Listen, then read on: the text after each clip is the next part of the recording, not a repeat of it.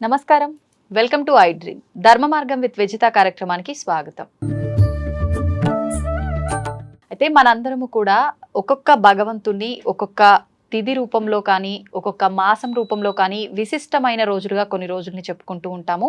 అలా చూసుకుంటే అమ్మవారి ఆరాధన విషయానికి వస్తే ప్రత్యేకించి మనందరం కూడా శ్రావణ మాసానికి చాలా ప్రాధాన్యత ఇస్తాము. శ్రావణ మాసం ఒకటే కాదు, మార్గశీర మాసంలో కూడా అమ్మవారి ఆరాధన చాలా ప్రత్యేకమైనది.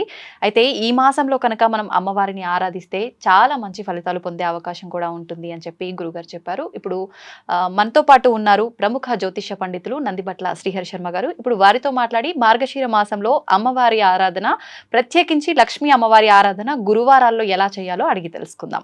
నమస్కారం గురుగారు. వాగర్థావివ సంపృక్తౌ వాగర్థ ప్రతిపత్తయే జగతః పితరౌ వందే పార్వతీ పరమేశ్వరౌ.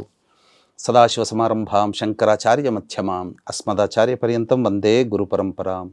ఆదిత్యాయ చ సోమాయ మంగళాయ బుధాయ చ గురు శుక్ర శనిభ్యశ్చ రాహవే కేతవే నమః.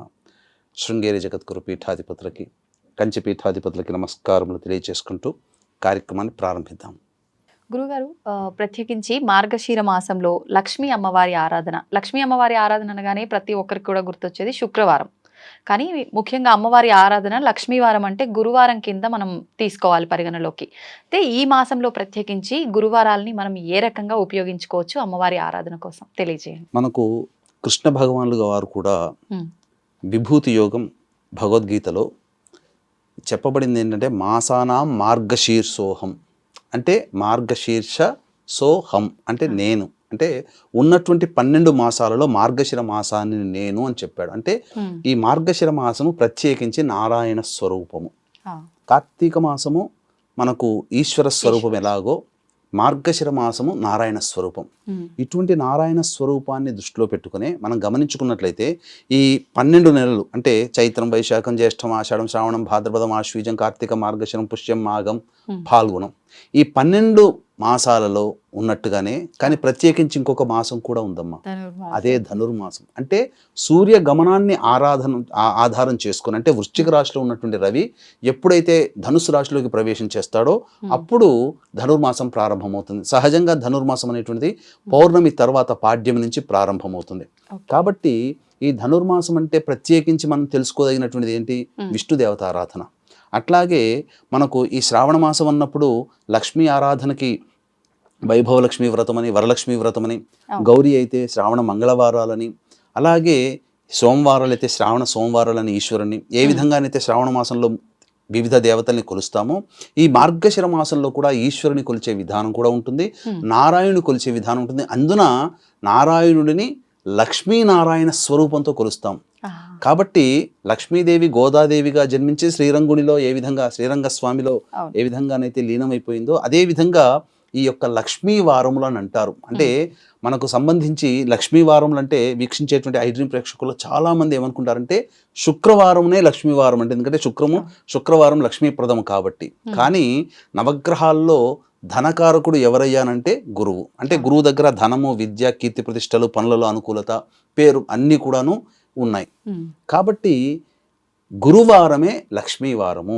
ఈ మార్గశిర మాసములో గురువారం నాడు లక్ష్మీదేవిని ఆరాధన చేయడం అనేటువంటిది ఆచార సాంప్రదాయంగా ఉంది. కాబట్టి అప్పటి నుంచి కూడా గురువారాన్ని లక్ష్మీవాసరం అని అంటారు. మరి ఇప్పుడు మనం లక్ష్మీ అమ్మవారి పూజలు చేయాలన్నప్పుడు అంటే నిత్యం ప్రతి వారంలో ఒక్కొక్క రోజు ఒక్కొక్క భగవంతునికి పెట్టుకొని ఉపవాసాలు ఉండేవాళ్ళు, పూజలు చేసే వాళ్ళు ఉంటారు కదా, అలాంటి వాళ్ళు శుక్రవారం కాకుండా గురువారమే చేయాలంటారా? ఈ మార్గశిర మాసంలో గురువారం నాడే లక్ష్మీ ఆరాధన చేయాలి. ఓకే. మనం శ్రావణ మాసంలో ఎలా అయితే లక్ష్మీదేవత ఆరాధన చేస్తామో ఈ యొక్క మార్గశిర మాసంలో కూడా లక్ష్మీ ఆరాధన చేసినటువంటి వ్యక్తికి సిరి సంపదలకి లోటు ఉండదు. ఇది సాక్షాత్తు లక్ష్మీదేవియే మనకు సెలవిచ్చింది. మరి ఇప్పుడు ఈ లక్ష్మీదేవి ఆరాధన చేయాలి అని అంటే ఎవరు చేయాలి అసలు? అంటే కొంతమంది వివాహం గురించి ఆలోచించి నేను పలానా చేస్తాను అని చెప్పి అనుకుంటుంటారు, లేదు అంటే నార్మల్గా పూజలు చేసే వాళ్ళు ఉంటారు. ప్రత్యేకించి ఎవరు చేస్తే బాగుంటుంది మార్గశిర మాసంలో? మార్గశిర మాసంలో లక్ష్మీ ఆరాధన ప్రతి స్త్రీ కూడా చేయవచ్చునమ్మా. దానికి వివాహమైనటువంటి మహిళలని, కన్యలని, అలాగే పూర్వ సువాసని స్త్రీలు అని అంటూ ఏమీ లేదమ్మా. అందరూ కూడా ఇది ఆచరించవచ్చు. ఎందుకంటే లక్ష్మీ ఆరాధన ఫలితం వల్ల కోల్పోయిన రాజ్యము, ఉద్యోగము, పదవి లభిస్తాయి, సిరి సంపదలు లభిస్తాయి. అన్నిటికంటే మించి ముఖ్యంగా ఉత్తర జన్మలలో మళ్ళీ గొప్పదైనటువంటి కుటుంబంలో జన్మించడానికి ఆస్కారం ఏర్పడుతుంది. అంటే రాబోయే జన్మకు కూడా మనం పుణ్యం సంపాదించుకున్న వాళ్ళం అవుతాం. కాబట్టి ఈ యొక్క విధి విధానాలు గనక ఈ మార్గశిర మాసంలో ఎవరైతే పాటిస్తారో వారికి ఈ లక్ష్మీ అనుగ్రహం చక్కగా కలుగుతుంది. ఎటువంటి విధి విధానాలు పాటించాలి? మనకు ఏ వ్రతమైనా కానీ, ఏ నోమైనా కానీ, ఏ శుభకార్యమైనా చేసుకునేటప్పుడు ముందు రోజు ప్రధానంగా ఉపవాసం ఉండాలి. ముందు రోజు ఉపవాసం అంటే రాత్రి ఏమి తినకుండా ఉండాలి. అంటే భోజనము తినకుండా ఉండి మామూలుగా ఇతరత్ర చపాతీలు కానీ అల్పాహారం తీసుకోవచ్చు. ఆ ముందు రోజు దాంపత్యము పనికిరాదు.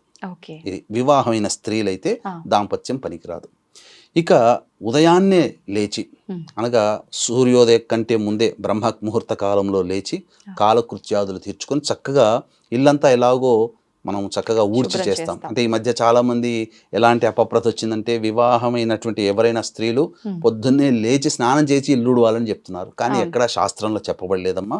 స్నానం చేయకపోతే ఎందుకంటే స్త్రీకి దేహము ఒక ఇల్లు అయితే ఇల్లు కూడా ఇంకొక దేహం లాంటిదే.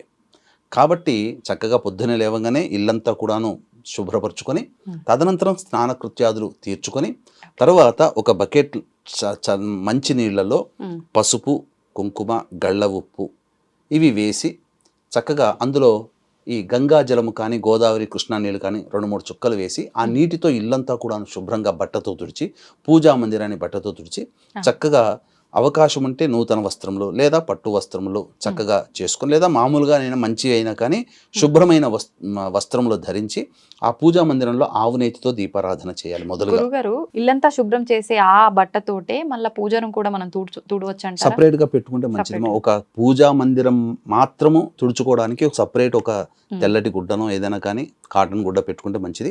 దాన్ని పూజా మందిరం వరకే పరిమితం చేయాలి తుడవడానికి, ఇంకా ఇతరత్రా వాడకూడదు. ఆ తదనంతరం చక్కగా ఒక పెద్ద పీట, చతురస్రముగా ఉన్నటువంటి పెద్ద పీట తీసుకోవాలమ్మా. తీసుకొని చక్కగా దాని మీదంతా కూడా పసుపు రాసి, తడిపిన పసుపునంతగా రాసి 8 దిక్కులలో అలంకరణ చేయాలి, బొట్టు పెట్టాలి.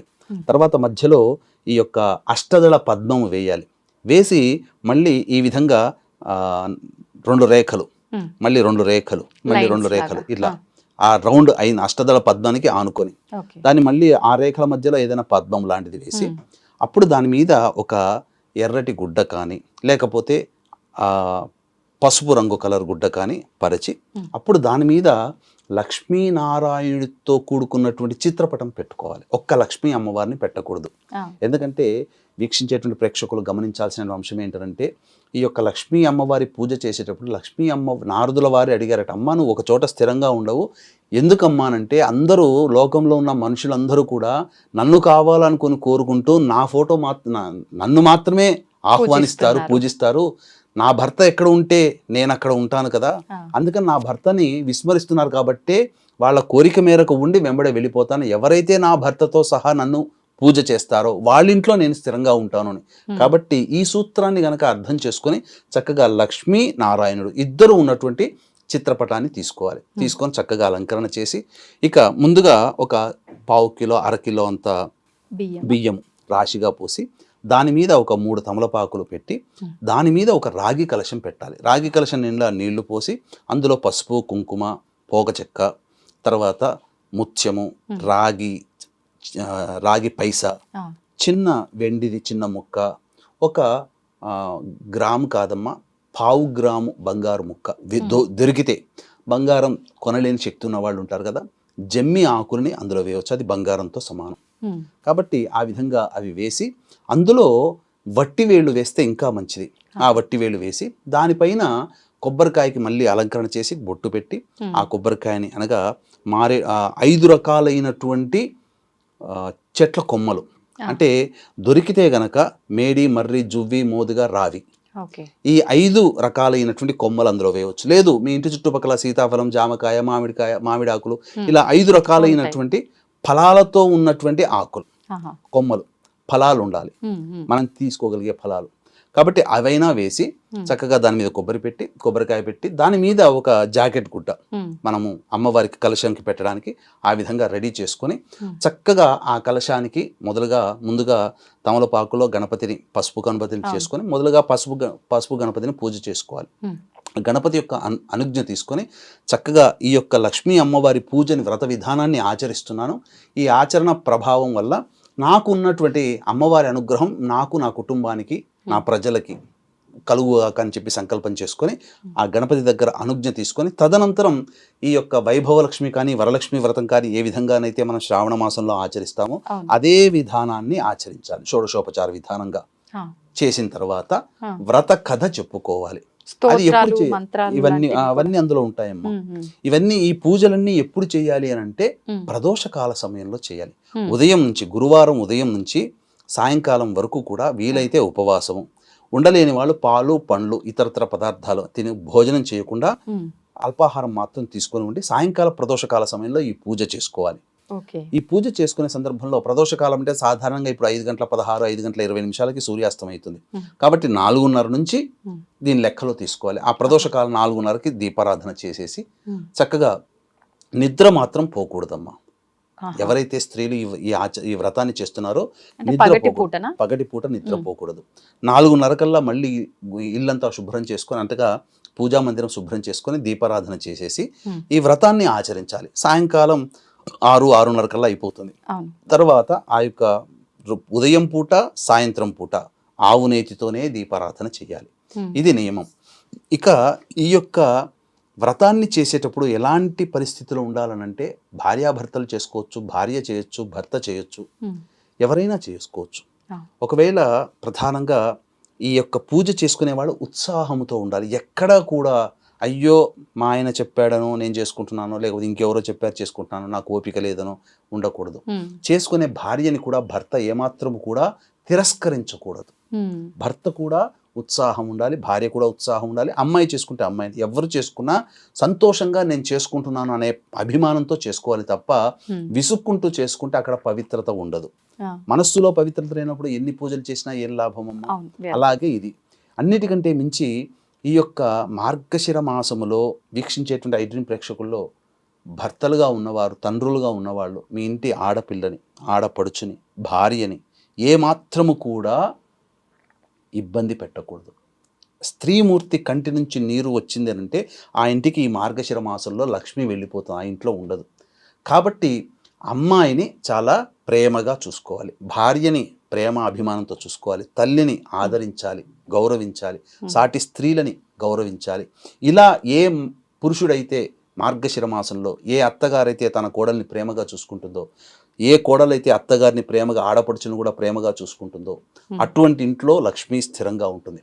కాబట్టి చెప్పండి అమ్మా. అంటే ఒక్క మాసంలో చూసుకుంటే సరిపోతుందా, మిగతా మాసంలో అవసరం లేదా? అట్లని కాదమ్మా. ఇక్కడ గమనించాల్సింది ఏంటంటే ఈ విధంగా చేయడం ద్వారా దాని యొక్క మహత్యం తెలుసుకొని తదనంతరం మళ్ళీ ఆ అమ్మాయిని కానీ కోడల్ని కానీ తల్లిని కానీ ఇబ్బంది పెట్టకుండా అది ఆ మార్గంలో వెళుతారు. ఏదైనా ఒక నెల రోజుల పాటు తత్వాన్ని అర్థం చేసుకుంటే, అందుకనే అయ్యప్ప మాల కానీ, శివమాల కానీ, శివాని మాల కానీ ఇవన్నీ 40 రోజులు పెట్టడం కారణం ఏంటంటే తదనంతరం కూడా అలవాటు అయిపోతుంది. అది ఈ విధంగా అంటే ఎందుకు చెప్పబడిందంటే ఆడపిల్ల బాధపడితే ఇంటికి అరిష్టం అని చెప్పే సందేశంతో ఈ యొక్క వ్రతం ఉండడం వల్ల ఇక జీవితంలో ఎప్పుడు ఆడపిల్లని ఇబ్బంది పెట్టడు. అది ఆ ఉద్దేశం. ఆ విధంగా చేసుకొని వ్రత కథ అంతా కూడా చదువుకోవాలి. తదనంతరం దీనికి పుస్తకం ఏమైనా ఉంటుందా గురుగారు, మార్గశిర ఈ పూజా విధానానికి సంబంధించి? దీనికి సంబంధించి ప్రతులు ఎక్కడా లేవు. కాకపోతే మన వీక్షించే ఐడ్రీమ్ ప్రేక్షకుల కోసం 4 వారాలు చేసుకోవాలమ్మా, 5 వారాలు చేసుకోవాలి. వాస్తవానికి ఈ మార్గశిర మాసంలో 4 వారాలు అనేటువంటిది అయిన తర్వాత పుష్యం మార్గశిర మాసంలో 5 గురువారాలు వస్తే మంచిది. 5 గురువారాలు రాలేని పక్షంలో పుష్యమాసంలో వచ్చే గురువారం నాడు దీన్ని సమాప్తం చేయాలి వ్రతాన్ని. కాబట్టి ఈ 2024 సంవత్సరంలో 4 గురువారాలే వచ్చాయి. 5వ గురువారం పుష్యమాసంలో చేయవచ్చు. ఇక ఈ యొక్క వ్రతం చేస్తున్నంతసేపు కూడా ముందు రోజు దాంపత్యం పనికిరాదన్నాను కదా, అలాగే గురువారం రోజు కూడా దాంపత్యము పనికిరాదు. ఇది మద్యపానము, మాంసాహారము నిషేధము. ఇక గమనించుకున్నట్లయితే మళ్ళీ తెల్లవారి కూడాను లేచి కాలకృత్యాదులు తీర్చుకొని ఆవు నేతితో దీపారాధన చేసి ఇక అప్పుడు ఉద్యాపన చేసుకోవచ్చు. అంటే అమ్మవారిని ఆ యొక్క కలశం అవన్నీ కూడా శుక్రవారం రోజు తప్పు లేదు. శుక్రవారం నాడు చాలా మంది శుక్రవారం నాడు తీయకూడదు అని అంటారు. అవసరం లేదమ్మా. ఈ యొక్క శుక్రవారం నాడు తీసేసుకొని ఆ యొక్క కలశంలో ఉన్నటువంటి నీటిని కుటుంబ సభ్యులు శిరస్సున జల్లుకోవచ్చు, లేదా ఎవరు తొక్కని ప్లేస్లో వేయాలి. అలాగే ఆ కలశం మీద ఉన్నటువంటి కొబ్బరికాయని, జాకెట్ ముక్కని, అందులో ఉన్నటువంటి వేసిన ముత్యము, పగడము, బంగారు, అలాగే రాగి పైసా, ఇవన్నీ కూడా ఒక మన వైపున మనకు ఒక కవర్లో పెట్టుకొని భద్రపరచుకొని మళ్ళీ వచ్చే గురువారానికి ఇట్లా ప్రతి గురువారానికి దీన్ని వాడుకోవచ్చు. ఇక సంబంధించిన ఆవు నేతితోనే దీపారాధన చేయాలి, ఇంకా వేరే దీపారాధన పనికిరాదు. ఇది మార్గశిర మాసానికి ఉన్నటువంటి సంబంధించినటువంటి కండిషన్స్.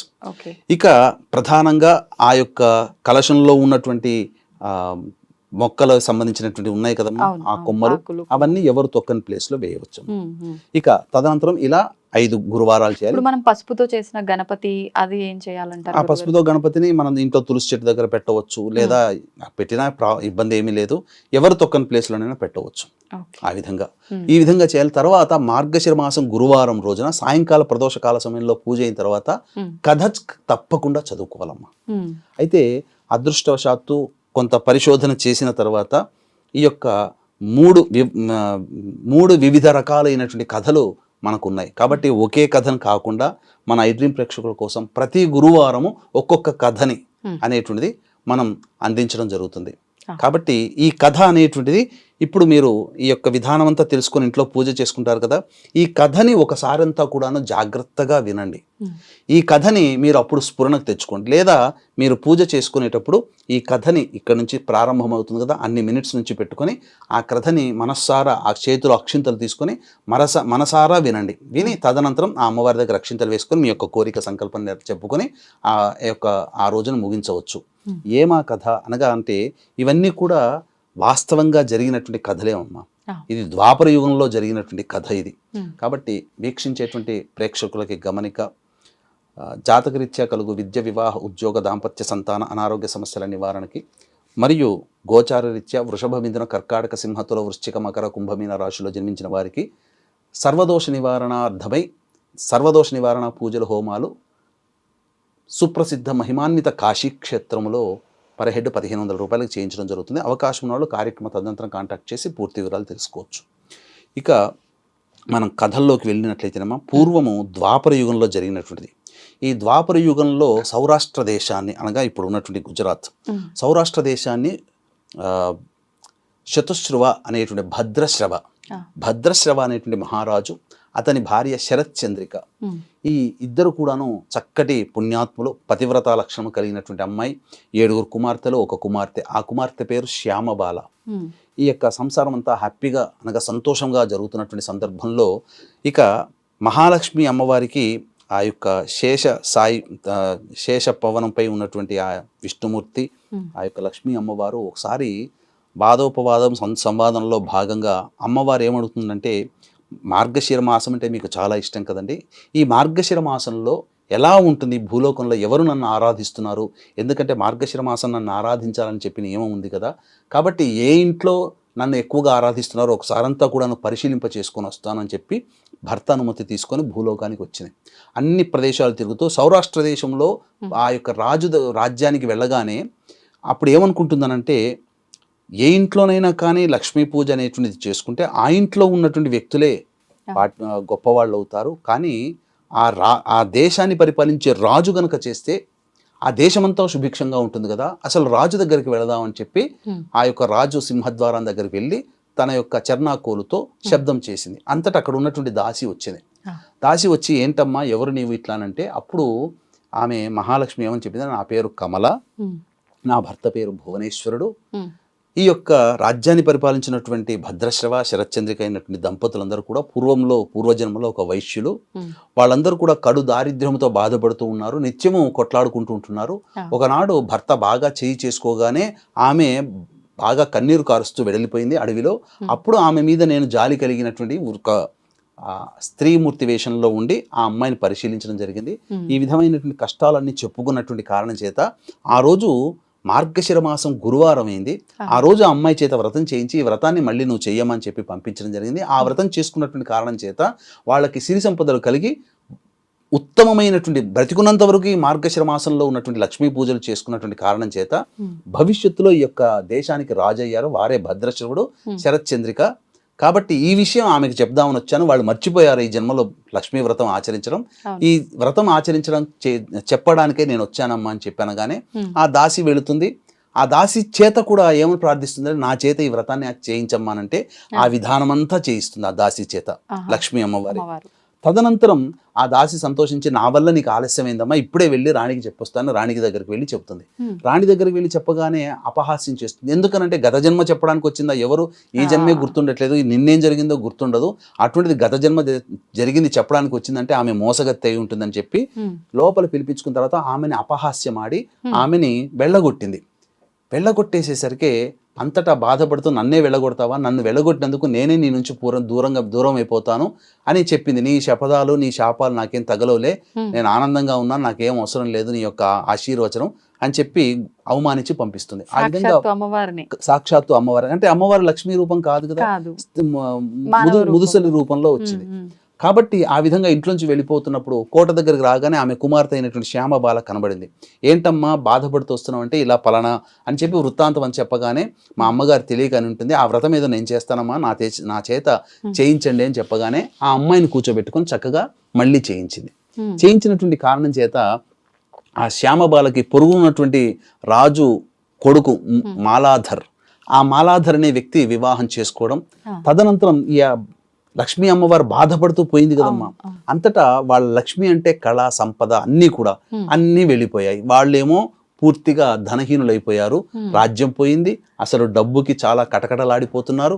ఇక్కడ అమ్మాయి వ్రతం చేసినటువంటి కారణం చేత ఆ ఇంట్లోకి వివాహమై వెళ్ళిన తర్వాత ఆ ఇంట్లో ఆ రాజు దేశమంతా కూడాను బాగా విస్తరించింది, చక్రవర్తి అయిపోయాడు అనమాట. ఇక తదనంతరం చాలా బాధపడుతూ ఉన్నప్పుడు ఒకనాడు ఈ శరత్చంద్రిక ఏమన్నదంటే, మన అమ్మాయి వాళ్ళు చక్కగా పొరుగున్నటువంటి రాజ్యంని పరిపాలిస్తున్నారు కదా, వాళ్ళ దగ్గరికి వెళ్ళి ఏదైనా సహాయం అడుగుదామని చెప్పానంటే, అలాగే ఆయన వెళతాడు. భర్త వెళ్ళి ఆ భద్రశ్రవుడు అనేటువంటి వ్యక్తి వెళ్ళి ఆ వెళుతున్నటువంటి కారణంలో ఒక బావి దగ్గర శోషపడి తప్పిపోయి కింద పడిపోతాడు. అతను స్పృహ తప్పి పడిపోతాడు. అంతటా ఆ బావి దగ్గరికి నీళ్లు తీసుకోవడానికి వచ్చినటువంటి ఈ శ్యామబాల పరిచారికలు ఉంటారు కదా, దాసీలు, వాళ్ళు నీళ్లు తీసుకోవడానికి వచ్చినప్పుడు ఆ మనిషిని చూస్తేనేమో బికారిలా ఉన్నాడు, కానీ రూపం చూస్తేనేమో క్షత్రియుడిలా ఉన్నాడు, రాజులా ఉన్నాడు. ఏంటో ఎవరో కనుక్కోనంటే, పలానా మా అమ్మాయి ఈ దేశానికి రాణి, నేను పలానా పక్కన ఊరినటువంటి రాజుని, నాకు అన్ని కోల్పోయానని చెప్పి ఆ విధంగా చెప్తాడు. అతి కష్టం మీద చెప్తాడు. ఈ వృత్తాంతం అంతా కూతురు శ్యామబాలకు చెప్పడం కానీ, అయ్యో మా నాన్న ఇంత దీన పరిస్థితిలో ఉన్నాడా అని చెప్పి అతనికి వెంబడే ఒక చక్కటిగా కట్టుకోవడానికి వస్త్రములు అవన్నీ ఇచ్చి, తర్వాత రథం ఇచ్చి ఇంటికి పిలిపించుకుని వచ్చిన తర్వాత చాలా చక్కగా భోజనం పెట్టి అన్ని వసతులు చేసి బిందె నిండా ఒక బంగారు నాణ్యములు ఇచ్చి అమ్మగారికి ఇవ్వమని చెప్పి పంపిస్తుంది. ఈ విధంగా లక్ష్మీ అనుగ్రహం లేదు కదా ఈమెకి. ఇంటికి వెళ్ళి ఆ బిందె దగ్గరికి పోగానే బిందె తీసి చూస్తే అన్ని బొగ్గులు, అంటే బొగ్గురాళ్ళు ఉన్నాయి. ఇప్పటికీ కూడా మన అమ్మాయికి మన మీద కనికరం లేదు ఇట్లా అని చెప్పి బాధపడుతున్నది. అంతటా తర్వాత ఇంటికి వెళ్ళిన తర్వాత మళ్ళీ నాన్న నుంచి ఎటువంటి కబురు రాలేదు అని చెప్పి ఒక మార్గశిర మాసంలో ఆ అమ్మాయి 3వ గురువారం రోజున పుట్టింటికి వెళుతుంది. అంతటా తాను వ్రతం చేసుకుంటూ శ్యామబాల తన అమ్మగారిని కూడా పక్కన కూర్చోబెట్టుకుని వ్రతం చేయించింది అమ్మ వాళ్ళ ఇంట్లో. ఈ వ్రతం చేసినటువంటి కారణం చేత కోల్పోయిన సంపదంతా తిరిగి వచ్చింది. ఈ విధంగా వ్రతాన్ని ఆచరించడం వల్ల ఆ కుటుంబంలో సిరి సంపదలకి, ఆనందానికి, చక్కటి దాంపత్యానికి కొదవ ఉండదు అనేటువంటి యొక్క వృత్తాంతమే కథ. కాబట్టి వీక్షించేటువంటి ప్రేక్షకులు ఈ కథ వృత్తాంతాన్ని అంతా కూడాను చక్కగా విని ఆచరించి ఈ యొక్క మార్గశిర వ్రతాన్ని ఆచరించండి. మళ్ళీ వచ్చే గురువారం నాడు మరి ఒక కథ, ఈ మార్గశిర మాసంలో జరిగినటువంటి మరి ఒక కథ, మళ్ళీ ఆపై వచ్చే మార్గశిర గురువారం నాడు ఇంకొక కథ. ఈ విధంగా చేయాలి. 4 గురువారాలు ఖచ్చితంగా చేయాలమ్మా. 5వ గురువారం ఇప్పుడు లేదు, ఈ సంవత్సరం లేదు కాబట్టి పుష్యమాసంలో వచ్చే మొదటి గురువారం నాడు 5వ గురువారంగా భావిస్తూ ఆ విధంగా చేసి వ్రత ఉద్యాపన అప్పుడు చేయాలి. అప్పుడు ఆ వ్రత ఉద్యాపన ఏ విధంగా చేయాలి అని అంటే, 1 కానీ 3 కానీ 5 కానీ 7 వివాహమైన స్త్రీలు కానీ లేదా కన్యలను కానీ పిలిపించి వారిని లక్ష్మీ అమ్మవారి స్వరూపముగా భావించి వాళ్ళకి చక్కగా తాంబూలాది కార్యక్రమాలు ఇచ్చి అమ్మవారిని పూజించినట్టుగానే వాళ్ళకి పూజ చేసి చక్కగా భోజనం పెట్టి స్త్రీ అలంకరణ వస్తువులైనటువంటి అద్దము, దువ్వెన, కాటుక, గాజులు, రవికబట్ట, పూలమాల, పసుపు, కుంకుమ ఇవన్నీ కూడా ఒక చాటలో పెట్టి వాయనం ఇవ్వాలి. 3 సార్లు ఇస్తినమ్మా పుచ్చుకుంటేనమ్మా అని చెప్పించుకొని ఆ యొక్క ఎంతమంది ముత్తైదును పిలిపించుకొని అంతమంది ముత్తైదుల చేత ఆశీర్వచనం తీసుకొని ఆ విధంగా చేసినట్లయితే తర్వాత బ్రాహ్మణుడి కూడా స్వయంపాక దానము మరియు వస్త్రదానం కనుక చేసుకున్నట్లయితే ఆ మహిళకి చిరకాలము సౌమంగళ్యతా సిద్ధి మరియు దాంపత్యము ఆనందంగా ఉంటుంది. ఇంకొక విశేషం ఏంటంటే కోల్పోయిన సంపద కానీ ఇవన్నీ ఉంటాయి కదా, అవన్నీ తిరిగి వస్తాయి. దరిద్రంతో బాధపడేటువంటి వ్యక్తులందరూ కూడా ధనహీనులైనటువంటి వాళ్ళు కూడా చక్కగా ధనాన్ని పొందగలుగుతారు. ఎందుకంటే కలియుగంలో ధనమిదం మూలం జగత్ కాబట్టి ధనాన్ని పొందినటువంటి వాళ్ళందరూ కూడా సుఖ సంతోషం అంటే వాళ్ళ అవసరాలు తీరుతాయని చెప్పవచ్చమ్మ. అయితే గురుగారు ఇప్పుడు పెళ్ళైన వాళ్ళే కాదు పెళ్లి కాని అమ్మాయిలకు కూడా వాయనం ఇవ్వచ్చు అన్నారు కదా. ఇప్పుడు ఇంట్లో తల్లి పూజ చేస్తుందంటే వాళ్ళ పిల్లలు ఇద్దరు ముగ్గురు ఆడపిల్లలు ఉన్న వాళ్ళు కూడా ఉంటారు, వాళ్ళకి ఇచ్చిన పర్వాలేదు అంటే ఒకే ఇంట్లో వాళ్ళు కదా, ఒకే ఇంట్లో వాళ్ళకి ఇచ్చుకుంటే ఆ వ్రత ఫలితం దక్కదు. ఎందుకంటే రక్త సంబంధీకులు కదమ్మా. అంటే ఉన్నటువంటి పొరుగున్నటువంటి వాళ్ళకి కానీ మొదలు తల్లికి ఇచ్చుకోవచ్చు, తప్పులేదు. అంటే ఒక్కరికి ఇచ్చుకుంటే తప్పులేగా మొత్తం కుటుంబ సభ్యులందరికీ ఇచ్చుకొని ఇంకా అంటే ఏ ఇంట్లో అంటే వాళ్ళ సొమ్ము ఒకవేళ వివాహమై బయటికి వెళ్ళిన ఆడపిల్లలు అయితే ఇచ్చుకోవచ్చు అమ్మా.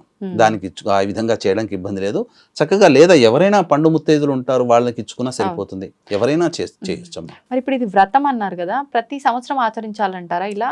లేదు మన ఇష్ట ప్రకారంగా ఒక సంవత్సరం చేసుకొని. పూర్వకాలంలో ప్రతి సంవత్సరం కూడా ఈ శ్రావణ మాసము, కార్తీక మాసము, అలాగే ఆశ్వీజ మాసము, మార్గశిర మాసము ఇవి ఆచరించేవాళ్ళు. అందుకనే ఈ భారతదేశం అంతా కూడా బంగారుమయం, సమస్త విధమైనటువంటి సంపదలతో తలతూగుతుండేది. ఎప్పుడైతే ఈ పరాయి పాలకులు ఎప్పుడైతే వచ్చి మన సాంప్రదాయాన్ని భ్రష్టు పట్టించారో మనం ధనహీనులైపోయాం.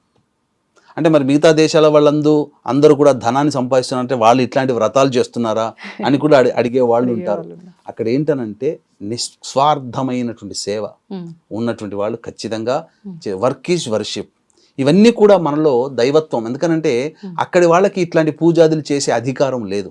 మనం ఈ యొక్క భారతావనిలో పుట్టడమే మన అదృష్టం. ఎందుకంటే ఈ అదృష్టం వల్లనే మనం పూజలు చేసుకుంటాం. అక్కడ మిగతా ఏ దేశాల వాళ్ళకి కూడాను జంబూ ద్వీపము దాటినటువంటి ఏ దేశాలకి కూడాను పూజలు చేసే అధికారం లేదు. అక్కడ చేసినా ఫలించవు. భారతావనిలో ఇక్కడ చేసుకోవాలి. అందుకనే ఎక్కడెక్కడో వాళ్ళు వచ్చి ఇక్కడ పూజలు చేసుకుంటారు. అయితే ఇప్పుడు మీరు ఇందాక శ్రావణము, ఈ కార్తీకం, ఈ మాసాలు ఎలాగో మార్గశిర మాసం కూడా అలానే అన్నారు. అయితే పూజ ముందు రోజు, పూజ చేసుకునే రోజు కనుక మనం మాంసాహారం నిషిద్ధము, కొన్ని నియమాలు పాటించాలి. కానీ కార్తీక శ్రావణ మాసాల్లో చాలా మంది మాంసాహారులు కూడా ఆ నెలంతా తినకుండా ఉండే వాళ్ళు ఉన్నారు. ఈ మాసం కూడా అలా ఏమైనా నియమం ఉందంటారా? పర్వాలేదా? నియమం పెట్టుకుంటే మంచిదమ్మా. కానీ కనీసము ఈ యొక్క కార్తీక మాసము ఎలా అయితే ఆచరిస్తారో మార్గశిర మాసంలో గురువారం రోజున మాంసాహార భోజనం నిషేధం. అసలు అన్ని వేళలా చూసుకుంటే మాంసాహారాన్ని భుజించకూడనటువంటి రోజులంటే ఆదివారములు, ఏకాదశులు, పౌర్ణమిలు, అమావాస్యలు. ఇంకొకటి మనకు చెప్పబడినటువంటిది ఏంటంటే మృత శరీరంను, మృత కళేబరం తిన్నా తప్పు లేదు. కానీ మన కోరిక కోసం ఒక ప్రాణమును చంపి తినడం వల్ల ఆ ఉసురు మనకు తగులుతుంది. అందుకనే పాపాత్మలం అవుతున్నాం. కలియుగంలో అందరూ పాపం ఎందుకు చేసుకుంటున్నారంటే ఈ విధంగా జంతువధ జరగడం వల్ల. అయితే గురుగారు, ఈ వ్రతం మార్గశిర మాసంలో ఎన్ని గురువారాలు వస్తాయో? 4 అయితే 4, 5 అయితే 5, లేదంటే మరుసటి పుష్యమాసంలో ఇంకొక వారం ఖచ్చితంగా 5 వారాలు చేయాల్సిందే అన్నారు. మరి ఒకవేళ ఆడవారికి వీలు పడని ఆ 4 రోజులు 5 రోజుల్లో గురువారం కనుక కలిసి వస్తే మనం ఒక వారం ఖచ్చితంగా మిస్ చేస్తాం కదా, మరి దాని పరిస్థితి ఏంటి? ఇక్కడ గమనించాల్సింది అంటే మనకు ఆ యొక్క వ్రత విధానంలో చెప్పబడింది ఏంటంటే ఒక కండిషన్ కూడా చెప్పబడి ఉంది. ఏంటనంటే ఈ యొక్క ఏదైనా ఇబ్బంది వచ్చినట్లయితే కన్న కూతురుతోనైనా చేయించడం, లేదా భర్తతోనైనా చేయించడం, లేదు ఇంకా ఎవ్వరూ అవైలబుల్లో లేరండి అంటే బ్రాహ్మణుని పిలిపించైనా చేయమన్నారు. కానీ నియమాన్ని మాత్రం ఉల్లంఘించకూడదు అని చెప్పబడింది. కాబట్టి ఎవరైనా ఇంటి కుటుంబ సభ్యులు చేయవచ్చు ఇది పూజ. కానీ ఆ పూజ మార్గశిర మాసంలో ఆపకూడదు. అంటే మన ఇంట్లో వాళ్ళతోనే చేయించాలా? మన ఇంట్లో స్నేహితులతోనైనా కానీ చేయించవచ్చు. మన పేరున కానీ పెట్టుకొని చేయించవచ్చు. కానీ మార్గశిర గురువారాలు మాత్రం ఆపకూడదు. ఎందుకంటే ఖచ్చితంగా కండిషన్లో రాయబడింది. ఏదైనా ఇబ్బందులు వచ్చినా, స్త్రీలకు ఏదైనా ఇబ్బందులు వచ్చినా ఇంట్లో ఎవరితోనైనా కానీ చేయించాలి. కానీ వ్రత ఉల్లంఘన నియమం ఇట్లా ఒక రోజు, ఒక వారం బ్రేక్ చేయకూడదని చెప్పబడిందమ్మా. కాబట్టి సాధారణంగా ఈ విధంగా చేయవచ్చు. నమస్కారం గురుగారు. ఆశీర్వచనం తల్లి. గురుగారు, కార్తీక మాసం ఇంకా ఒక వారం 10 రోజులు మాత్రమే ఉంది. ముఖ్యంగా కార్తీక మాసం చివరి అమావాస్య, కార్తీక అమావాస్య అంటాము. ఈ రోజున ఎటువంటి విధానాలు ఆచరించవచ్చు? ముఖ్యంగా అంటే ఈ మాసం అంతా నిష్టగా చేసేవాళ్ళు చాలా మంది ఉంటారు. కొంతమంది కుదరని పక్షంలో అరే ఈ మాసం అంతా మేము చేసుకోలేకపోయామే అనుకునే వాళ్ళు విశేషంగా ఈ అమావాస్య రోజున ఎటువంటి విధానాలు ఆచరిస్తే అంతటి ఫలితం వస్తుందంటారు? వివరించండి. శ్రీ మహాగణాధిపతయే నమ. ఐం మహాసరస్వత్యే నమ. శ్రీ లలితాంబికాదేవియే నమ. మామూలుగా కార్తీక మాసము నెల పొడవునా మాసము పొడవునా పూజలు చేసుకునేటువంటి వాళ్ళు యథావిధిగా చేసుకుంటూ ఉంటారు. ఉమ్, చేసినా ఉమ్, మనం ఏ పూజ చేసినా మళ్ళీ చివరిలో ఏదైనా మనం చేసినటువంటి వాటిల్లో ఏదైనా లోపము ఉందేమో అనేటువంటి భావనతో అపరాధ సహస్రాణి అని చెప్పుకోవటం అనేది సర్వసాధారణం.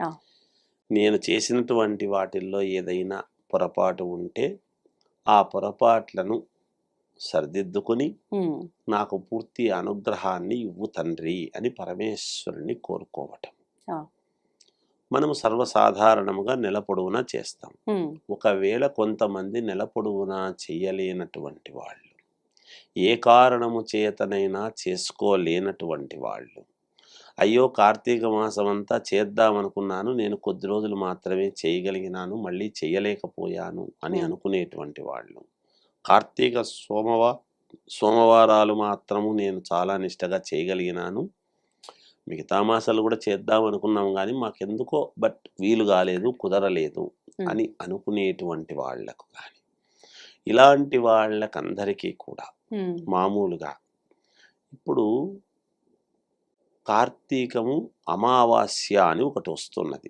అది పతాక సన్నివేశం. ఆ, ఎప్పుడు కూడా ప్రతి మాసము అమావాస్య వస్తుంది. కానీ ఈ కార్తీక మాసము అమావాస్యకు కార్తీక మాసములో దామోదరుడు అని శ్రీ మహావిష్ణువును కూడా మనము ఆచరిస్తాము కాబట్టి ఉమ్, కార్తీకం అయిపోయిన తర్వాత వెంటనే అమావాస్య అనేటువంటిది ఒకటి మధ్యలో ఉండి అమావాస్య తరువాత మార్గశిర మాసం వస్తుంది. మాసానాం మార్గశీర్షోస్మి అన్నాడు. మాసములలో మార్గశిర మాసము నేనే అని గీతలో శ్రీకృష్ణ భగవానుడు చెప్పాడు. ఎవరో చెప్పలే. ఆ, అంటే అది విష్ణు స్వరూపమైనటువంటిది. అవును. ఇక్కడ శివస్య హృదయం విష్ణు, విష్ణుస్య హృదయము శివ. రెండిటికీ సమన్వయము చేసుకోగలిగినటువంటి ప్రాధాన్యమైనటువంటి అమావాస్య ఈ అమావాస్య. ఉమ్, ఈ మాసము అంతా కూడా చెయ్యలేనటువంటి వాళ్లకు, ఒకవేళ మేము ఇంకా చేసుకుని ఉంటే బాగుండు అని అనుకునేటువంటి వాళ్లకు, ఈ మాసము పొడవున ఎవరైతే ప్రతిరోజు నిష్టగా పొద్దున మధ్యాహ్నము సాయంకాలము మూడు పూటల అలా నెల పొడవునా చేసినటువంటి వాళ్లకు ఎంత పుణ్యమైతే వస్తుందో ఉమ్, అంతే పుణ్యము ఈ కార్తీక అమావాస్య ఒక్కరోజు పరమేశ్వరుడికి అభిషేకము చేయించుకొని ఉమ్, నారికేళ దీపం అని పెట్టడం అనేది ఒకటి ఉన్నది. ఆహా, ఇక్కడ నారికేళ దీపం అంటే మామూలుగా అందరూ దీపాలు ప్రమిదలో పెట్టటము సహజంగా, అవును.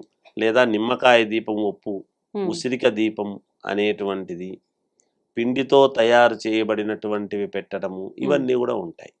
ఈ నారికేళ దీపం అనేటువంటిది సాక్షాత్తు త్రిమూర్తులకు ముగ్గురికి సంబంధించినటువంటిది, ముగురమ్మలకు సంబంధించినటువంటి దీపం ఇది.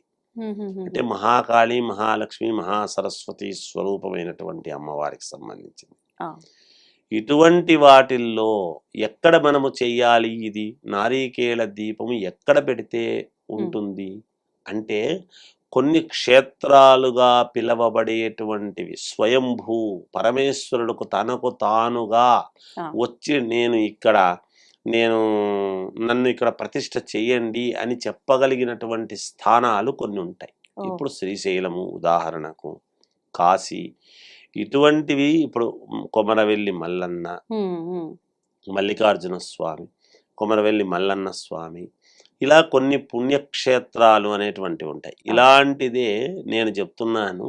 ఉమ్, విజయవాడ ఆంధ్ర వైపు గోనెపాడు, కైకలూరు గోనెపాడు అని ఉన్నది. అక్కడ పార్వతి గంగా సమేత జలలింగేశ్వర స్వామి దేవాలయం అని ఉంది. అది చాలా ప్రసిద్ధమైనటువంటి దేవాలయం, చాలా మహిమాన్వితమైనటువంటి దేవాలయం. నన్ను తీసుకెళ్లారు, నేను చూశాను.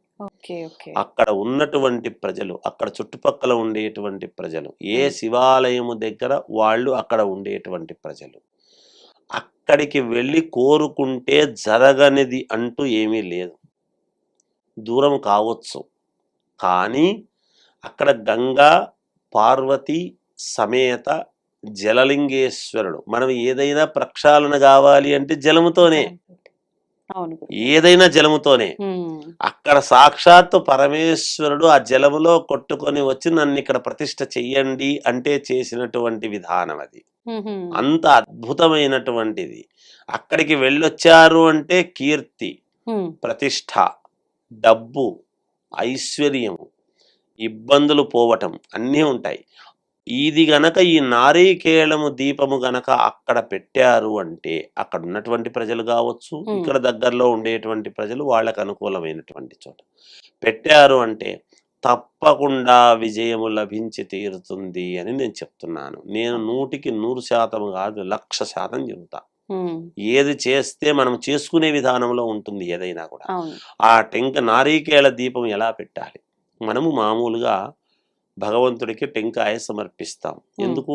మనలో ఉండేటువంటి అజ్ఞానాంధకారానికి ఆ 3 కన్నులు కలిగినటువంటి ఇదిని మనము తత్వ రజస్తమో గుణములు పోగొట్టుకోవడానికి మనం చేస్తూ ఉంటాం. అలాగే ఆ కళ్ళ చిప్ప ఏదైతే ఉంటుందో అది కిందికి పెట్టి దాని కింద ఒక బిల్వదళం పెట్టి, మొట్టమొదటగా ఆ బిల్వదళం మీద టెంకాయ చిప్ప కొబ్బరితో ఉండంగానే శుభ్రముగా ఒక ఒట్టి బట్ట తీసుకొని తుడిచి అందులో ఆవు నెయ్యి పోసి అందులో 29 ఒత్తులు వెలిగించి 29 ఒక కట్టగా కట్టి 108 365 వద్దు. ఎందుకు గురుగారు 29? 11 29 9 10 11 అవుతుంది, 29 రుద్రుడికి సంబంధించినటువంటి. మిగతాటివి కూడా ఉంటాయి కానీ 29కి ప్రాధాన్యత ఎక్కువ. ఆ 29 ఒత్తులు ఒకటిగా చేసి అక్కడ అందులో మనం నెయ్యిలో పెట్టి వెలిగించటము కూడా 3 అగరబత్తులతో వెలిగించటం. ఒకే అగరబత్తితో కాదు, అగ్గిపుల్లతో కాదు, దేంతోనూ కాదు. 3 అగరబత్తులు ఏకీకృతము చేసి, త్రిమూర్తుల యొక్క సంఖ్య కాబట్టి 3 అగరబత్తులు వెలిగించి 3 అగరబత్తుల ద్వారా వెలిగించిన తర్వాత ఆ దీపానికి అట్లాగే అగరబత్తులు తిప్పేసి పరమేశ్వరుని తలుచుకుంటే ఖచ్చితముగా మేలు జరుగుతుంది. ఈ కార్తీక మాసము నెలంతా చేసినటువంటి పుణ్యము అక్కడ దక్కుతుంది. ఆ దీపము కూడా మళ్ళీ నారాయణ స్వామి, దామోదర స్వామి, దీప దామోదరము మనం చెప్పుకుంటున్నాం కదా. నారాయణ స్వామిని ఎప్పుడైతే ఆరాధిస్తూ మనము పరమేశ్వరుని ఎప్పుడైతే మనం అక్కడ ఆరాధిస్తాం, అందుకే ముగ్గురికి సంబంధించినటువంటి త్రిమూర్తులకు సంబంధించినటువంటిది 29, రుద్రుడికి సంబంధించినటువంటిది. అక్కడ 3 అగరబత్తీలతో ఎప్పుడైతే వెలిగిస్తూ ఉండి అలా పక్కన పెట్టేసుకున్నామో, మీ కోరిక ఏదైతే ఉందో ఒక్క కోరిక కోరండి. ఆ ఒక్క కోరిక నెరవేరకపోతే నన్ను అడగండి, ఖచ్చితముగా జరిగి తీరుతుంది. అక్కడ ప్రశస్తం ఆ దేవాలయం. ఎక్కడైనా పరమేశ్వరుడు ఎక్కడైనా ప్రశస్తమే, కానీ అక్కడ ఒక విశేషం ఉంది అని ఈ ద్వారా మీరు అడిగారు కాబట్టి ఒక క్షేత్రం అనేటువంటిది గుర్తుకొచ్చింది. నేను వెళ్ళాను కాబట్టి చెప్తున్నా. మరి ఒకవేళ అక్కడి వరకు వెళ్ళలేని వాళ్ళు ఎక్కడైనా శివాలయంలో చేసుకోవచ్చు. అక్కడి వాళ్ళు అక్కడ దగ్గర, ఆ ప్రాంతీయులకు అది చాలా దగ్గర చెప్పా. ఇక్కడ ప్రాంతీయులు కొమరవెల్లి మల్లన్న చెప్పా, శ్రీశైలము చెప్పా. ఇంకా ఏదైనా క్షేత్రముగా పిలువబడినటువంటి ఇది ఉంటే ఎక్కడైనా, ఇప్పుడు అనేక రకాల చోట్ల ఉన్నాయి. మనం చెప్పేటువంటి వీడియో అనేక రకాల రాష్ట్రాలకు వెళుతుంది. ఎక్కడ దగ్గరలో ప్రశస్తమైనటువంటి శివాలయము ఉంటే అక్కడ ఇది చెయ్యండి, తప్పకుండా నెరవేరుతుంది. ఇది ఆడవాళ్ళు చెయ్యాలి. మగవాళ్ళ కంటే కూడా ఆడవాళ్ళు చేస్తే శీఘ్ర ఫలితము వచ్చి తీరుతుంది. మామూలుగా సాధారణంగా దీపారాధన విషయంలో మగవారు చేస్తేనే ఎక్కువ ఫలితం అంటారు కదా గురు, ఎందుకు ఇది విశేషంగా ఆడవాళ్ళు? ఇంట్లో దీపారాధన చేయడం, మీరు వ్రతాలు ఏదైనా కార్యక్రమాలు చేసినప్పుడు ఇంట్లో కూడా వ్రతం ఒక సత్యనారాయణ స్వామి వ్రతం చేస్తున్నాం అంటే ముందు ఆడవాళ్ళని దీపారాధన చేయమంటాం. అవును. నిత్య దీపారాధన ఇంట్లో మగవాడు చేయాలి. ఓకే. పూజా కార్యక్రమాలు విశేషమైనటువంటి పూజలు చేస్తున్నప్పుడు ఆడవాళ్ళకి ఎక్కువగా బలం ఎక్కువ. ఆడవాళ్లే ప్రత్యేక స్థానాలు చేసినప్పుడు ఖచ్చితంగా శీఘ్ర ఫలితాలు వస్తాయి. ఓకే. వాళ్ళ మనస్సు గొప్పది, వాళ్ళ కోరికలు గొప్పవి, వాళ్ళు కోరుకునే విధానం గొప్పది, వాళ్ళ సంకల్ప బలము గొప్పది ఆడవాళ్ళది, కనుక తొందరగా నెరవేరుతాయి. ఇది దాని యొక్క అంతరార్థం. గురుగారు, కాలభైరవ అష్టకం చాలా మంది సహజంగా డైలీ వింటూ ఉంటారు, కొంతమంది పారాయణ చేస్తూ ఉంటారు. కానీ అసలు అంటే ఒకరిని చూసి ఒకరు చదవడం మొదలు పెడుతున్నారు, కానీ చాలా వరకు అసలు ఏంటి కాలభైరవ అష్టకం యొక్క వివరణ ఏంటి, దానిలో ఉన్న సారాంశం ఏంటి, అర్థం అవ్వకపోయినప్పటికీ చదువుతున్నారు, వింటున్నారు. అసలు ఏంటి, ఎందుకు వినాలి, వింటే వచ్చే ఫలితం ఏంటో తెలియజేయండి. శ్రీ మహాగణాధిపతయే నమః. ఐం మహాసరస్వత్యే నమః. శ్రీ లలితాంబికాదేవియే నమః.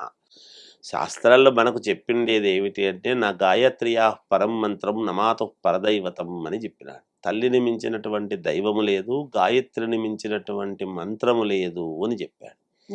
మనము ఏది చెప్తున్నా, ఏ పూజ చేస్తున్నా ముక్కు పట్టుకొని ఓం భూర్భువస్వః తత్సవితుర్వరేణ్యం భర్గో దేవస్య ధీమహి ధియో యో నః ప్రచోదయాత్ అని తీసేయమని, ఉత్తిష్టంతు భూతపిశాచాః ఏతే భూమి భారకాః అని చెప్పి అక్షతలు అలా భార్య సమేతముగా అటువైపు నుంచి వెయ్యండి అని చెప్పి పూజ అనేటువంటిది జరుగుతూ ఉన్నది.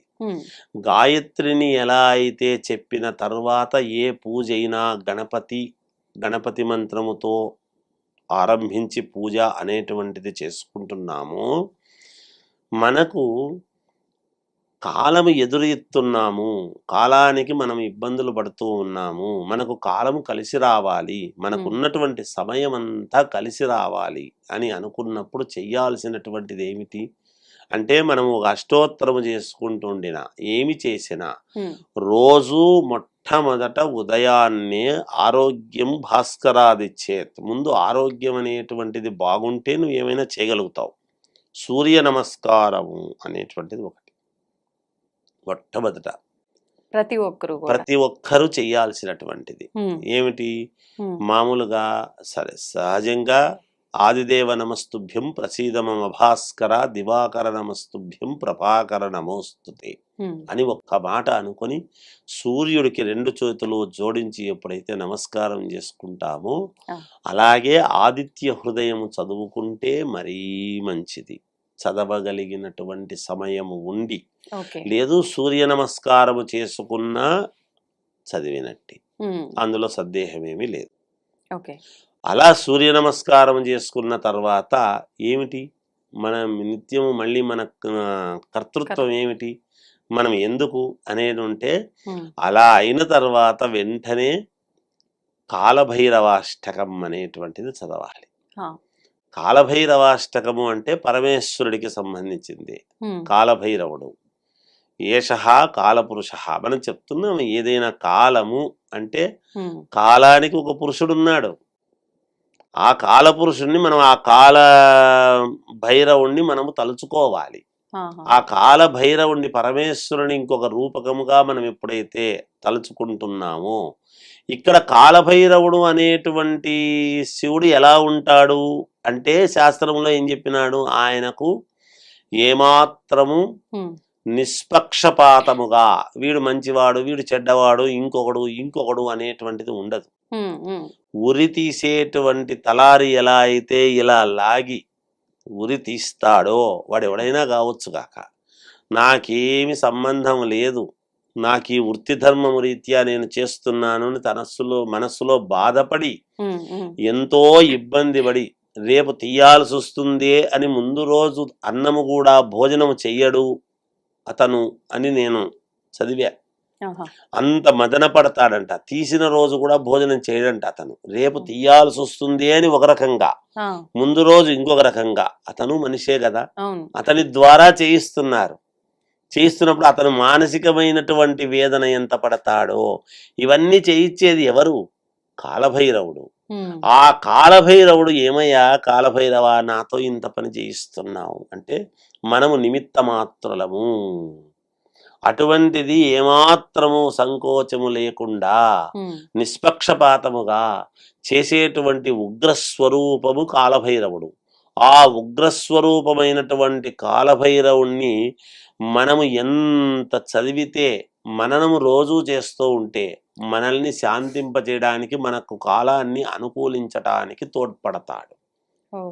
హిరణ్యకశిపుణ్ణి చంపిన తరువాత నరసింహావతారం శ్రీ మహావిష్ణువు నరసింహస్వామి ఎలా అయితే శాంతించాడో ఒక దీని ద్వారా, అలా శాంతించాలి అంటే దేని ద్వారా శాంతించాలి? ఈ కాలభైరవాష్టకం అనేటువంటిది ఎప్పుడైతే చదువుతామో కాలభైరవుడు మనకు అనుకూలిస్తాడు. అందువల్ల రోజు కాలభైరవాష్టకం చదవడం చాలా శ్రేయోదాయకం. గురుగారు, ఇప్పుడు ఏదైనా మనం ఒక మంత్రం గాని నామం గాని ఏదైనా ప్రతిరోజు చేస్తున్నామంటే అది ఒక దీక్షలాగా మారిపోతుంది. అప్పుడు నియమాలు ఎక్కువగా పాటించాలి అంటూ ఉంటారు. మరి ఈ కాలభైరవ అష్టకము ఇలాంటి అష్టకాలు స్తోత్రాలు డైలీ వినటమో పారాయణమో చేయటం వల్ల ఇది కూడా దీక్షలాగా మారుతుందా? నియమాలు పాటించాలా? అట్లా ఏమీ లేదమ్మా. దీక్షలాగా తీసుకుని చేసేటువంటివి బీజాక్షరాలు. ఓకే.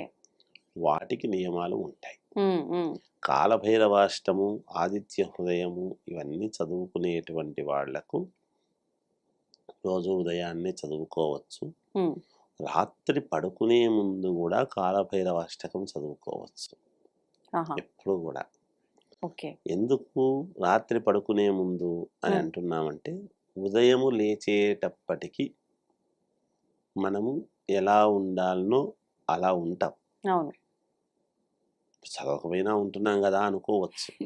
కానీ ఇంకా ఎక్కువ పాజిటివిటీ, మనస్సు ప్రశాంతత, భగవంతుడు మనకు కలుగజేయడానికి అవకాశాలు ఎక్కువ. అందువలన ఖచ్చితముగా వీటికి పెద్దగా నిష్టలు నియమాలు అనేటువంటివి ఏమీ లేవు. ప్రశాంతంగా కాలభైరవాష్టకం చదువుకుంటే రేపు మామూలుగా కాలభైరవ అష్టమి నాడు చదివితే మరీ మంచిది. రోజు చదువుకుంటే ఇంకా మంచిది. ఇప్పుడు చదివినా వినినా మీరు చెప్పిన ఈ ఫలితం ఉంటుందా గురుగారు? విన్నా కూడా, ఇప్పుడు చదవటం అంటే వినడం అయినా, శ్రవణపూర్వకముగా విన్నా చదివినా అంతా ఒకటే. వినటం కూడా శ్రద్ధతో వినటం. ఏదో పని చేసుకుంటూ ఇంకేదో చేసుకుంటూ నేను వింటున్నానులే అనేటువంటిది కాకుండా తదేక దృష్టితో దాన్నే ఆస్వాదించటం విని, అలా ఎవరైతే ఆస్వాదిస్తారో పరమ పుణ్యప్రదం. తప్పకుండా పనులు నెరవేరుతాయి. ఎవరు ఇంకొకరి దగ్గరికి వెళ్ళి నాకు ఈ పని జరగలేదు అనేటువంటి మాట అడగాల్సిన అవసరం ఉండదు ఇవన్నీ చేసుకుంటే. అది దాని యొక్క అర్థం. మనం ఏదో చేయాల్సింది పోయి వదిలిపెట్టి అందరి దగ్గరికి కనపడతాం. ఎవరైతే రుద్రాక్షమాలు ఎక్కువ వేసుకొని విభూతి రేఖలు బ్రహ్మాండంగా పెట్టుకొని కొప్పులు కట్టుకొని చేసుకుని వాళ్ళ పనితో వాళ్ళు చేసుకుంటుంటారు. పాపం వాళ్ళ దగ్గరికి పోయి నాకు ఇది చేయండి అది చేయండి అని అడిగితే వాళ్ళు ఏం చేస్తారు? వాళ్ళు ఇవన్నీ వద్దనుకోని కదా పోయి హిమాలయాల్లో ఎక్కడో కూర్చుంటున్నారు. అక్కడికి కూడా మళ్ళీ మనమే పోయి నాకు ఇది చేయి అని అడుగుతున్నామంటే ఎట్లా? అందువల్ల ఇక్కడ మనకు ఒక దశ, ఒక ఇది రావాలి చెయ్యాలి అంటే మన చేతుల్లోనే ఉంటుంది. మన నడవడిక, మన ఇబ్బందులు మనమే తీర్చుకోగలము. ఎవరు తీర్చరు, ఎవడో వచ్చి తీర్చడు. మన ప్రవర్తనలో మన ఇబ్బందులు ఎలా అయితే తెచ్చుకున్నామో మన ప్రవర్తనతోనే మన ఇబ్బందులు పోగొట్టుకోవాలి. నిత్యము ఆచరించేటువంటి విధానాల్లోనే మన ప్రవర్తన పోగొట్టుకుంటాం, మన ఇబ్బందులు పోగొట్టుకుంటాం. అంతేగాని ప్రతిదానికి డబ్బు, ప్రతిదానికి పూజ, ప్రతిదానికి ఇంకోటి చెయ్యాల్సినటువంటివి చిన్న చిన్నవి అవి చేసుకుంటే చాలు. అది నేను చెప్పబోయేది. మనతో పాటు ఉన్నారు ప్రముఖ ఆధ్యాత్మికవేత్త, విశ్వ నియమాల ప్రచారకురాలు లక్కరాజు నిర్మలమ్మ గారు. ఇప్పుడు అమ్మతో మాట్లాడదాం. నమస్తే అమ్మా. అమ్మా, చాలా మంది మీ వీడియోస్ని, మీ మాటల్ని మిస్ అవుతున్నారు మన ఐ డ్రీమ్ ఛానల్లో. మొత్తానికి చాలా రోజుల తర్వాత మొత్తానికి కూర్చోబెట్టగలిగాం మిమ్మల్ని. అయితే మనకు కార్తీక మాసం చివరాఖరికి వచ్చేసామమ్మా. ఇప్పుడు మనకు మాస శివరాత్రి కూడా ఉంది ఈ ఉన్న మిగిలిన ఈ రోజుల్లోనే. ఆ మాస శివరాత్రి రోజు విశేషంగా స్వామిని ఏ రకంగా ఆరాధించవచ్చు మనము ఆ రోజున? అంటే అభిషేకాల, ఆరాధనల, ఎటువంటి విధానాలు ఆచరిస్తే ఇంట్లో ఏ ఇబ్బందులు లేకుండా చాలా చక్కగా సుఖ సంతోషాలతో ఉంటారో తెలియజేయండి. చాలా మంచి ప్రశ్న నాన్న.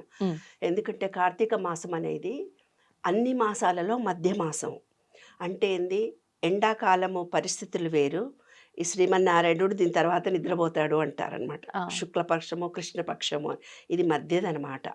ఈ మధ్య ప్రాంతంలో ఏమవుతుందంటే ఒక్కొక్కసారి ఈ మనం అనేది ఒక ఎనర్జీ, ఈ విశ్వం అనేది ఒక ఎనర్జీ. ఆ ఎనర్జీ డైరెక్ట్గా మన దగ్గరకు వచ్చేస్తుంది ఇప్పుడు. అందుకే ఎర్లీ మార్నింగ్ కార్తీక మాసంలో పొద్దున్నే స్నానం చేసి నారాయణ నారాయణ అనుకొని స్నానం చేయమంటారు. అంటే ఏంది, రాత్రి కాలము ఎక్కువ మరీ ఎక్కువ ఉండదు. మార్గశిరం పుష్యం వచ్చినప్పుడు కొంచెం ఎక్కువ ఉంటుంది, ఇప్పుడు అట్లా ఉండదు, కొంచెం తేడా జరుగుతుంటుంది అనమాట. మనం చాలాసార్లు అంటాం కాలం మారింది, మనుషులు కాలం వందల సంవత్సరాల నుంచి ఇదే సూర్యుడు, ఇదే చంద్రుడు, ఇదే కార్తీక మాసము, నెలలు ఎలా మారుతున్నాయో ఆ ఎండ వాన చలి మనకి ఎంత రావాలో రెసిస్టెన్స్ అంతే వస్తుంది, అదే టయానికి వస్తుంది. అవునా లేదా? యూఎస్లో కూడా మాకు జోన్ మారింది, టైం జోన్ మారింది అంటుంటారు. కాబట్టి టైం మారుతుందే తప్ప కాలం మారలేదు. కాలం ఒకటే ఉంది, మనం మారుతున్నాం అంతే. దానికి కారణం ఏంటి నాన్న అంటే విశ్వం నుంచి డైరెక్ట్ ఎనర్జీ పడే కాలం ఇది. ఇది చాలా పవిత్ర కాలం అని పూర్వీకులు మనకు చెప్పడంలో అంతర్యం ఏమిటంటే రాత్రి పడుకోగానే బాడీకి చల్లదనం అలవాటు పడడం మొదలవుతుంది. ఈ పూర్తి చల్లదనం ఏంటి, మనం 1 వీక్ నుంచి చూస్తున్నాం, చాలా క్లైమేట్ చల్లబడిపోయి షివరింగ్ కూడా వస్తుంది. అందుకే నవంబర్ డిసెంబర్లో ఎక్కువ మంది చనిపోతారు. ముసలోళ్ళు చాలా జాగ్రత్తగా ఉండండి, బయటికి రాకండి అంటున్న వార్తలు మనం వింటాం కదా నాన్న. అవి చంటి పిల్లలు ముసలోళ్లకు బ్రీతింగ్ ప్రాబ్లమ్స్ వచ్చే కాలము, చల్లగలాల్లో తిరగండి అంటారు. అది నాన్న రీజన్ అదే. అయితే ఏంటి, ఇప్పుడు డైరెక్ట్గా విశ్వం నుంచి ఎనర్జీ లెవెల్స్ మన బాడీకి, మన ఆత్మ, మన ఆజ్ఞా చక్రానికి రిసీవ్ చేసుకునే కాలము. చాలా powerful days. I dream miss అయిపోయింది ఈ టాపిక్స్ ప్రేక్షకులంతా. కాబట్టి ఇది ఎంత గొప్ప రోజులంటే ఉన్న ఈ 4 రోజులను కూడా బాగా ఎంజాయ్ చేయొచ్చు. ఏదైతే అమావాస్య వస్తుందో అంటే కార్తీక మాసం అనేది పూర్తిగా ఎనర్జీ లెవెల్స్ మన మీదకి వస్తున్న రోజు. డైరెక్ట్గా స్వీకరించవచ్చు. మార్నింగ్ నారాయణ నారాయణ అంటూ స్నానం చేసినప్పుడు మన బాడీలో ఆ నీటి వల్ల బావిలో నుంచి తోడి స్నానం చేసేవాళ్ళు వెనకటికి. అయితే ఏముంది, రాత్రిపూట ఉన్నటువంటి వేడి చలవ బాడీకి ఏదైతే ఉందో అది ఈ నార్మల్ లెవెల్కి తీసుకొచ్చేది స్నానం చేయగానే. మనం ఉద్యోగాలు చేసి వచ్చి రాత్రి పొద్దున 10 గంటలకే చేస్తున్నాం అనుకో ఇప్పటి కాలంలో, దాని గురించి మర్చిపోదాం. అయినా ఒక స్నానం చేసే పద్ధతి ఏదైతే ఉందో అది మన బాడీని నార్మల్ లెవెల్కి తీసుకొస్తుంది. ఎప్పుడు స్నానం చేసినతో అంటే 7 గంటలకు 8 గంటలకు కానీ సూర్యుడు రాడిప్పుడు, కొంచెం లేటుగా రావడం మొదలవుతుంది. అందుకని మన బాడీని సమాయత్తం చేస్తుంది ప్రకృతిలో ఒక అద్భుతమైన ఎనర్జీ లెవెల్స్. ఈ ఎనర్జీ లెవెల్స్ ఈ కార్తీక మాసం అమావాస్య దాటితే మళ్ళీ ఉండవు. వేరే ఎనర్జీ లెవెల్స్ వస్తాయి. ఇప్పుడు వస్తున్నటువంటి ఎనర్జీ లెవెల్స్ను మనం ఎలా ఉపయోగించుకోవాలి గురించి మనం ఇప్పుడు ఆలోచిద్దాం. త్రయోదశి, చతుర్దశి, అమావాస్య 3 ఉన్నాయి నాన్న. ఈ త్రయోదశి, చతుర్దశి, అమావాస్య రోజు నాడు ఏదైతే మనకు త్రయోదశి వస్తుందో అంటే ముగింపు రోజు వచ్చే కాంతి ఏదైతే ఉందో అంటే ఏంది, ఫస్ట్ పౌర్ణమి దాకా మనకు చంద్రదోషం ఉన్న వాళ్ళందరికీ చంద్రదోషం పోవడానికి పౌర్ణమి వరకు పూజలు ఉన్నాయి. పౌర్ణమి నుంచి అమావాస్య దాకా లాస్ట్ 3 రోజులు ఏవైతే త్రయోదశి, చతుర్దశి, అమావాస్య ఉందో అది పితృదోషం పోవడానికి చేసే పూజలకి మహా అద్భుతమైన రోజులు. అయితే ఈ మాస శివరాత్రి అంటే శివుడికి విష్ణువుకి కలిపి మనము పూజలు చేస్తుంటాం. శివుడు అంటే ఎవరో కాదు, విష్ణువు అంటే ఎవరో కాదు అంతా నేను సైన్స్ ప్రకారం చెప్తాను. కాబట్టి విష్ణువు అంటే విశ్వవ్యాప్తం జరిగినటువంటి గాలి విష్ణువు అంటే. శివుడు అంటే ఏంటంటే బ్రహ్మ విష్ణు మహేశ్వరు అంటే పుట్టుక చావుకు కారణమైనటువంటి వ్యక్తి. సహస్రారంలో అతనే ఉన్నాడు. అంటే మన బొడ్డు కింది భాగం అంతా బ్రహ్మ, బొడ్డు నుంచి ఇక్కడ దాకా ఉండేది విష్ణువు అంటే గాలి, ఈ పైన ఉండేది శివుడు. కాబట్టి బ్రహ్మ విష్ణు మహేశ్వరులు మనలోనే ఉన్నారు. ఆ బయట రూపాలుగా మనకు ప్లేవే మెథడ్లో ఇచ్చారు తెలుసుకోవడానికి, దేవుళ్ళని ఇలా కొలవాలి. అయితే ఏంటి, ఇప్పుడు శివపార్వతులకు విష్ణువుకు శివుడికి కలిపి శివశక్తైక రూపేణ శివనామం లలితాపారాయణంలో ఉంది. శివుడిని పూజ చేసినా, విష్ణువుని పూజ చేసినా, అమ్మవారిని పూజ చేసినా అందరము ఒకటే.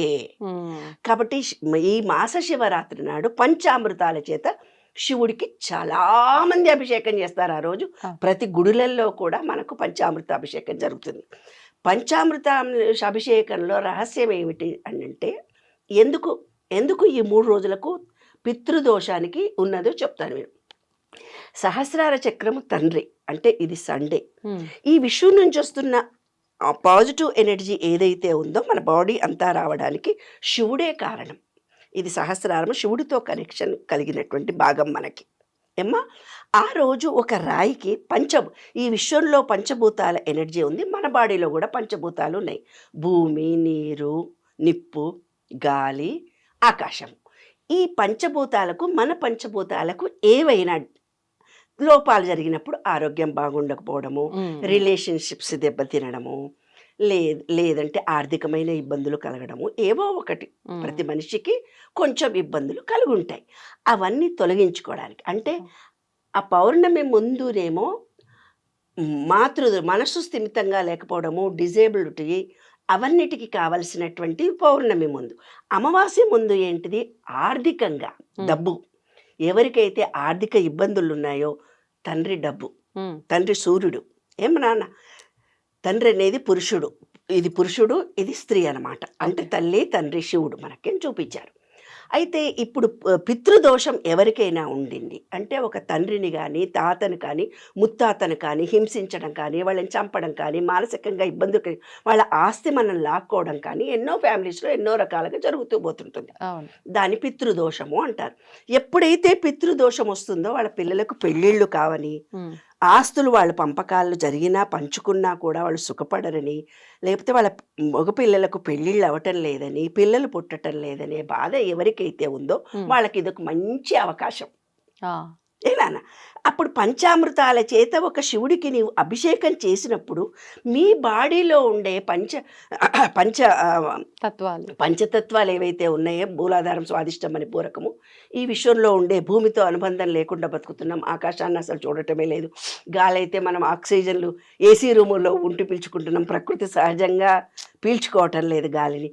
సూర్యుడైతే పాపం ఎప్పుడో మర్చిపోయి అవ్వరు, ఇంట్లో మర్చిపోయాం, బయట మర్చిపోయాం, చూపుగా అంతే. పాపం ఆయన కనబడితే ఆ సూర్యుడు వచ్చిండు అనుకుంటాం, లోపలికి వెళ్ళి తర్వాత మూసుకుంటాం. ఎందుకంటే మనం చూడాలంటే మనకు భయం. కళ్ళద్దాలు పెట్టుకొని పోతాం, ఎక్కడికల్లా బయటికి పోతే ఆ కళ్ళద్దాలు పెట్టుకొని కార్లో కూర్చొని ఏసీ వేసుకొని వెళ్ళిపోతాం. ఆ ఎండ తగలకూడదు కదమ్మా మనకి. కాబట్టి పంచభూతాలకు డిటాచ్ అయి బతుకుతున్నందువల్ల ఈ మాస శివరాత్రి నాడు శివుడికి భక్తితో అభిషేకం చేసినప్పుడు ఏ పార్టులో మన శరీరంలో అంటే ఒక్కొక్క ఇంట్లో ఒక్కొక్క రకమైన సమస్యలు ఉంటాయి నాన్న. ఈ మన శరీరంలో ఉండే పంచభూతాల్లో వీక్ అయినప్పుడు, పూర్వీకుల దోషాలు మన బాడీలో ఉన్నప్పుడు, మన వెన్నెముక సుబ్రహ్మణ్యేశ్వర స్వామి అన్నారు, వల్లి దేవసేన అన్నారు. ఈ శివుడు అంటే మన తలకాయ అని చెప్పాను నేను ఇందాక. ఎప్పుడైతే శివుడికి అభిషేకం చేస్తున్నారో మీ బాడీలో ఉండే దోషాలన్నీ పోతాయి. ఎవరికైతే పురుషుడికి పితృదోషాలు అంటే తండ్రి దోషాలు ఏవైతే ఉన్నాయో అభిషేక తీర్థం మీరు స్వీకరించినా తొలగిపోతుంది. కాబట్టి వీలైనా వీలు కాకపోయినా ఎక్కడన్నా జరిగినా పంచామృతాల అభిషేకం జరిగి శివుడికి దర్శనం పెట్టుకొని ఆ ప్రకృతిలో మీరు కూర్చొని, నాయన పరమేశ్వర, మేము ఎప్పుడు చేశామో మాకు తెలీదు, పితృదోషం అని ఒక ఆయన చెప్పాడు, మేము వింటాము, అది కూడా మాకు తెలియదు. నిజం కదా నాన్న, మనకు తెలియదు కదా. ఎవరో పెద్దవాళ్ళు అన్నారు పితృదోషం ఉంది మీ ఫ్యామిలీలో అని చెప్పగా నేను విన్నాను. అది నిజమో అబద్ధమో కూడా నాకు తెలియదు. నేను ఈ జన్మలో ఇప్పుడున్న బాధ్యతలనే నేను మొయ్యలేని పరిస్థితుల్లో ఉన్నాను. కాబట్టి ప్లీజ్, నాలో ఏ దోషాలున్నా, ఎన్ని జన్మల్లో నేను చేసిన పాపమైనా తొలగిపోయింది నాన్న, థ్యాంక్ యూ వెరీ మచ్ అని మీరు ఆ పరమేశ్వరుని ప్రకృతిలో కూర్చొని ఆ శివాలయం గడప మీద, లేదు రావి చెట్టు వేప చెట్టు ఉంటే, నాగదేవతలు ఉంటే ఆ గుడి ప్రాంగణంలో పొద్దుననో సాయంత్రమో మధ్యాహ్నమో ఏ టైంలో కుదిరితే ఆ టైంలో అభిషేక తీర్థాన్ని గనక స్వీకరించి ప్రణామంగా ఈ విశ్వాన్ని మీరు కోరుకొని మా దోషాలు త్రయోదశి, చతుర్దశి, అమావాస్య ఈ 3 రోజులు శివారాధన చేసినట్టు వాళ్ళకి పితృదోషాలు పోతాయి బంగారు తల్లి. ఇది చాలా అద్భుతమైనటువంటిది. చిన్న టెక్నిక్. ఏం చేస్తున్నాము, అవును. వాళ్ళు ఇచ్చే తీర్థాన్ని నీవేదో అభిషేకం చేయనాయన అని కూడా నేను చెప్పట్లేదు. ఎలాగూ గుడిలో పంచామృత అభిషేకం చేస్తారు శివుడికి. ఆ రోజు సాయంత్రం వరకు అందరికీ అభిషేకం, పొద్దున అభిషేకాలు ఉంటాయి, సాయంత్రం కూడా అభిషేకాలు ఉంటాయి. మీరు అన్ని గంటలు కూర్చొని అన్ని మంత్రాలు కూడా వినక్కర్లేదు. ఈ విషయాన్ని దగ్గరికి వెళ్ళిపోయి, నాన్న పితృదోషం మాకున్నది, ప్లీజ్ ఎక్స్క్యూజ్ చేయి, నన్ను కనికరించు. ఇవాళే ఒక అబ్బాయి నాకు ఇందాక ఫోన్ చేశాడు. హైటెక్ సిటీలో ఉంటాడట. ఆయన ఏదో ఆఫీసర్ అంట. వేరే కర్ణాటక దేశం నుంచి ఇంకెక్కడికో ఇంకా దూరం వెళ్ళాలంట. దూరం వెళ్తే, సార్ మీరు ఎంత దూరం వస్తున్నారు, మా ఇన్స్టిట్యూషన్కి వచ్చి మీరు చూడాలి అని అన్నాడట. ఈజ్ ఏ ఇంజనీర్, ఏదో పెద్ద ఆఫీసర్ అని చెప్పాడు, పెద్దగా నాకు గుర్తులేదు. చెప్పి నేను అట్లా కారు తీసుకొని కూర్చున్నానమ్మా, పెద్ద వర్షం వస్తుంది అక్కడ. లక్కరాజు నిర్మల గుర్తొచ్చిందమ్మా. నిర్మల గారు చెప్పారు, ఈ విశ్వాన్ని స్వచ్ఛమైన మనసుతో కోరుకోమన్నారు. నేను నిజంగా స్వచ్ఛమైన మనసుతో వేడుకున్నాను. నేను వీళ్ళ ప్రాజెక్టుకి ఏది ఉపయోగపడుతుందో తెలుసుకోవడానికి, ఆ జ్ఞానాన్ని ఇంకో ప్రాజెక్టు చేసే వాళ్ళకు ఉపయోగపడితే చెప్పడానికి వెళ్తున్నా. అనంత విశ్వమా ప్లీజ్ అని రిక్వెస్ట్ చేసి కారులో కూర్చున్నాడంట. కారు దిగగానే వర్షం ఆగిపోయిందట. ఆయన 20 minutes ఆ ప్లేస్లో, ఆయన ఉన్న ప్లేస్కి ఇక్కడికి 20 kilometers దూరం వచ్చి గుట్టల మధ్యలో ఎక్కడో ఏదో నార్త్ చెప్పాడు, చాలా నార్త్లో ఎక్కడో లోపల. అలా వెళ్ళి అంతా చూసి వచ్చి కారులో కూర్చున్నాక వర్షం పడిందమ్మా. నిజంగా విశ్వము ఎంత బాగా మాట్లాడుతుంది, మనతో చక్కగా మాట్లాడుతుంది. మనం ఏమడితే అది ఇస్తుంది. చాలా ఈజీ కదమ్మా అన్నాడు. కాబట్టి కులం లేదు, మతం లేదు, స్నానం లేదు, భోగం లేదు, చావు లేదు, ఏవీ లేదు, మంత్రం కూడా లేదు ఇందులో. స్వచ్ఛమైన మనసు, మీరు చేయాలనుకున్న విద్యుక్త ధర్మాన్ని కరెక్ట్గా చెయ్యండి. ప్రతి వాళ్ళను క్షమించమని వేడుకోండి. ప్రతిదానికి ఒక కృతజ్ఞతాభావం కలిగి ఉండండి. మీరు ఏమనుకుంటా కోరికలు తిరిగిపోతాయి. పడి నిజం నాన్న, చాలా ఈజీ. నమస్తే అమ్మా, ధన్యవాదాలు. నమస్తే.